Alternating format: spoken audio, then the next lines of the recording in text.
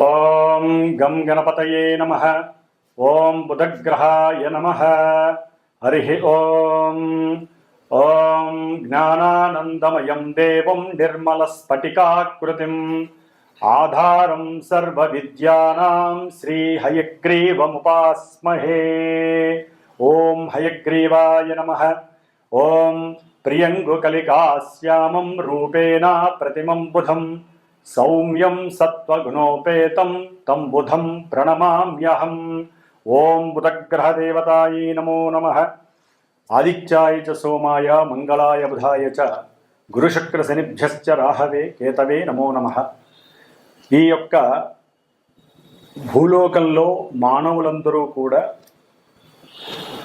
శిరస్సులో అంతర్గతంగా అంతర్లీనమై ఉన్నటువంటి ప్రకాశవంతంగా ప్రతి జీవిలో చైతన్యత్వాన్ని కలుగజేసేటటువంటి బుద్ధి ప్రకాశిత అయినటువంటి దానికి అధిపతి అంటే బుద్ధి వికసిస్తే కానీ మనం అనుకున్నటువంటి ప్రతి కార్యంలో కానీ మనం మాట్లాడే ప్రతి మాట అవతల వాళ్ళకి సరిగ్గా అర్థం చేసుకునే పద్ధతి కానివ్వండి, అవతల వాళ్ళు మళ్ళీ మాట్లాడితే మనకి శ్రవణ శక్తి కలిగేటటువంటి శక్తిని ప్రసాదించేటటువంటి వాడు ఈ యొక్క నవగ్రహాలలో బుధగ్రహం. ఈయన మనకి రవికి చాలా దగ్గరలో ఉండి చాలా శక్తిని, రవి యొక్క శక్తి అంతా కూడా ఎక్కువగా ఆకర్షించేటటువంటి వాడు బుధుడు. ఎప్పుడు కూడా రవికి చాలా దగ్గర డిస్టెన్స్లో ముందు వెనకలోనే ఉంటాడు ఈయన ఒక్క గ్రహమే. కానీ ఈయనకి మూఢత్వం అనేటటువంటిది ఉండదు. మరి ఈ బుధుడు జాతక చక్రరీత్యా, వైద్య జ్యోతిష్య శాస్త్రరీత్యా వాత పిత్త శ్లేష్మ ఈ త్రిగుణాత్మిక దోషాలని కూడా సరిసమానంగా ఇవ్వగలిగినటువంటి వాడు బుధుడు. అట్లాగే మన శరీరంలో నఖశిఖ పర్యంతం ప్రతి అవయవము పనిచేయాలన్నా, రక్త ప్రసరణ జరగాలన్నా, మనలో పంచేంద్రియాలు తటస్థంగా లేకుండా ఒక పద్ధతిలో అవి కరెక్ట్గా పనిచేసి మనకి కావలసినటువంటి దాన్ని ఆస్వాదించాలన్నా, అవతల వాళ్ళకి సహాయం చేయాలన్నా కూడా ఈ యొక్క బుధగ్రహానికి సంబంధించినటువంటి నరాలకి ముఖ్యమైనటువంటి గ్రహం బుధుడు. కాబట్టి ఈ బుధుడు ఇంకా ట్రాన్స్పోర్ట్కి సంబంధించినటువంటి వాడు, అట్లాగే విద్యకి సంబంధించినటువంటి వాడు, ముఖ్యంగా గణిత శాస్త్రానికి జ్యోతిష్య శాస్త్రానికి సంబంధించినటువంటి వాడు ఈ బుధగ్రహం. మరి ఈ బుధగ్రహము మన యొక్క ద్వాదశ రాశుల్లో ముఖ్యంగా కర్కాటక రాశిలో ఉన్నటువంటి ఆశ్లేష నక్షత్రము, అట్లాగే జలరాశి అయినటువంటి వృశ్చిక రాశిలో మరి ఆయన జ్యేష్ఠ నక్షత్రంగాను, మళ్ళీ జలరాశి అయినటువంటి మీనరాశిలో రేవతి నక్షత్రం.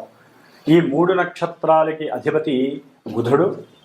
అట్లాగే మేషరాశి నుంచి 3వ రాశి అయినటువంటి మిథున రాశికి, 6వ రాశి అయినటువంటి కన్యా రాశికి కూడా, అంటే వ్యాపార క్రయ విక్రయాదులని సూచించేటటువంటి, అట్లాగే బంధువులని, ఇరుగు పొరుగు వాళ్ళని, సహాయ సహకారాలని, అట్లాగే శత్రు రోగ రుణస్థానాలని, ఆంతరంగికంగా కుటుంబంలో తల్లి తరపు కానీ తండ్రి తరపు కానీ బంధువులు అంటే మేనకోడళ్ళు కావచ్చు, మేనమావులు కావచ్చు, మేనత్తలు కావచ్చు, భావమరుదులు కావచ్చు, ఇట్లా ఎన్నో రకాలైనటువంటి బాంధవ్యానికి సంబంధించినటువంటి బంధువులను సూచించేటటువంటి గ్రహం ఈ బుధగ్రహం.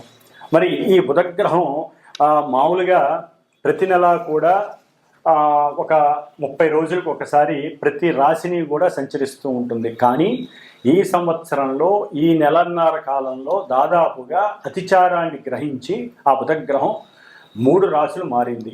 ముఖ్యంగా ఇప్పుడు తన సొంత రాశి అయినటువంటి మిథున రాశిలో బుధగ్రహం పునర్వసు నక్షత్రంలో ఉండి 21వ తేదీ వరకు, ఈ నెల అంటే జూన్ 21వ తేదీ వరకు తన యొక్క సొంత క్షేత్రంలో ఉండి కాస్త అందరికీ వెసులుబాటుగా ఉన్నాడు. కానీ 22వ తేదీ నుంచి దాదాపుగా వచ్చే నెల 17వ తేదీ 18వ తేదీ వరకు, జూలై వరకు కూడా ఆయన కర్కాటక రాశి శత్రు రాశిలోకి అడుగుపెట్టి ఈ నెల 22న పునర్వసు నక్షత్రంలో 22, 23, 24 ఈ 3 రోజులు, ఈ 3 యొక్క తేదీల్లో కూడా ఆయన శత్రు నక్షత్రమైనటువంటి పునర్వసు నక్షత్రంలో ఉండటం, తర్వాత మిత్ర నక్షత్రమైనటువంటి మందగమనం కలిగినటువంటి శని నక్షత్రం పుష్యమి నక్షత్రంలోకి రావటం, దాదాపుగా అది 7వ తారీఖు జూలై 7వ తారీఖు వరకు కూడా పుష్యమి నక్షత్రంలో ఉంటూ కొన్ని రకాలైన ఫలితాలని, అట్లాగే 7వ తారీఖు నుంచి మరలా 17, 18వ తారీఖు జూలై వరకు కూడా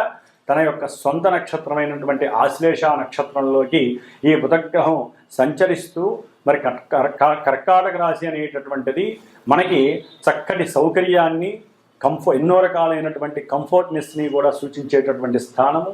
ముఖ్యంగా ఎన్నో రకాలైనటువంటి విద్యలని, తల్లి యొక్క ప్రేమ అనురాగాలని, గృహాలకి సంబంధించినటువంటి విషయ పరిజ్ఞానాన్ని, అట్లాగే మాతృ సౌఖ్యము, గృహ సౌఖ్యము, భోజన సౌఖ్యము, ప్రయాణ సౌఖ్యము, ఇన్ని రకాల సౌఖ్యాలని ప్రసాదించే స్థానం చతుర్థ స్థానం.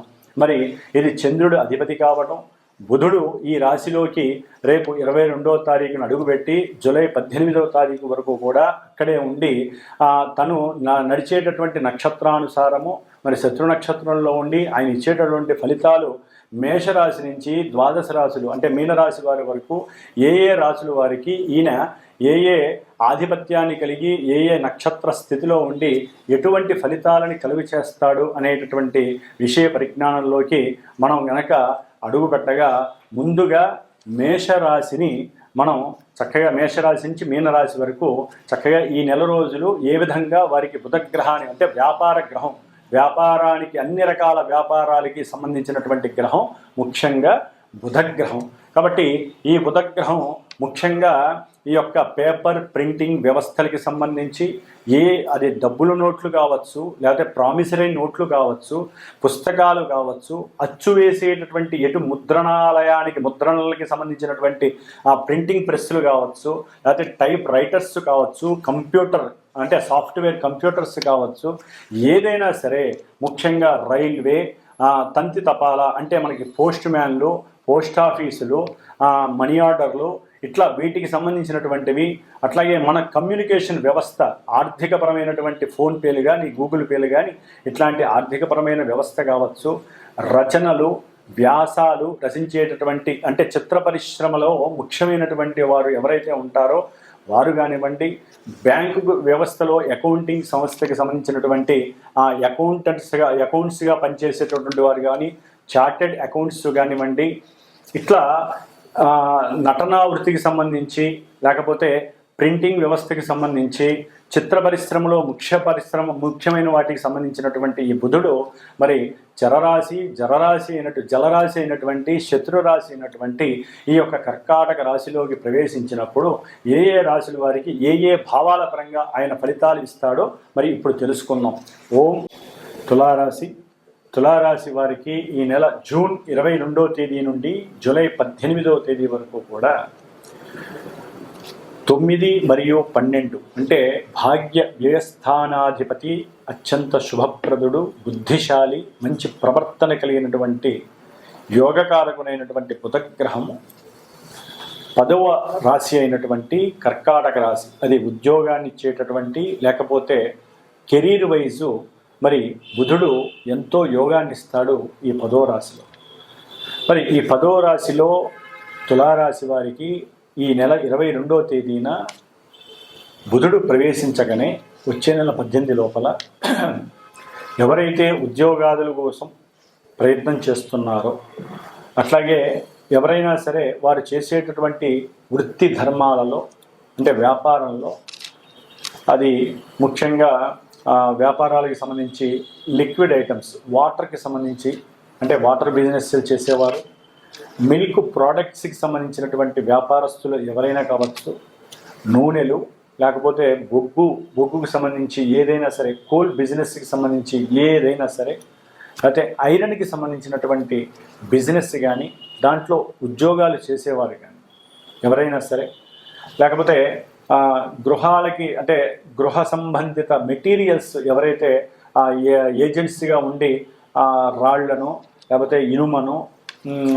సిమెంటను, రేకులను, ప్లాస్టిక్ ఐటమ్స్ అను, కరెంట్ ఎలక్ట్రానిక్స్ సంబంధించిన వస్తువులను, అంటే గృహోపకారానికి ఏదైతే సంబంధించిన వస్తువులు ఉంటాయో ఆ వస్తువులకు సంబంధించి వ్యాపారం ఎవరైతే చేస్తారో, ఎవరైతే మీడియేటర్స్గా ఉంటారో, అంటే రెంటల్ బిజినెస్లు కానివ్వండి, లేకపోతే రియల్ ఎస్టేట్కి సంబంధించినటువంటి వ్యాపారస్తులు కానివ్వండి, వీరందరికీ కూడా ఇది ఒక యోగ్యకరమైనటువంటి కాలంగా, అంటే పనులు చకచకా జరిగిపోతూ ఉంటాయి.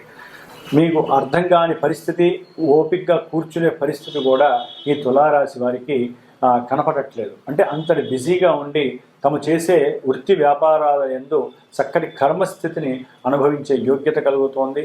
ముఖ్యంగా సినిమా రంగంలో ఈ ఎవరైతే కళాత్మకంగా ఉంటారో, అది పత్రికా రంగం వాళ్ళు కావచ్చు, లేకపోతే మీడియా రంగం వారికి కావచ్చు, లేకపోతే ఎవరైతే వెహికల్స్కి సంబంధించి, అంటే ప్రయాణాలకి సంబంధించిన వాళ్ళు ఉంటారు, అది హెలికాప్టర్స్ కావచ్చు, ముఖ్యంగా నదులు కావచ్చు, లేకపోతే సముద్రాల్లో ఎవరైతే ఈ వ్యాపారాలు చేస్తూ ఉంటారు తీర్థయాత్రల కోసమని, అట్లా ఎవరైతే బస్సు యాత్రలు చేస్తూ ఉంటారో, రైలుకి సంబంధించిన యాత్రలు, వీళ్ళకి సంబంధించిన ఏజెంట్స్ కానీ, వారికి సంబంధించిన మధ్యవర్తులు కానీ, బిజినెస్గా ఎవరైతే చేస్తారో వారికి చక్కటి సౌఖ్యము, లాభము, పబ్లిక్ యొక్క ఆదరణ కలుగుతున్నాయి.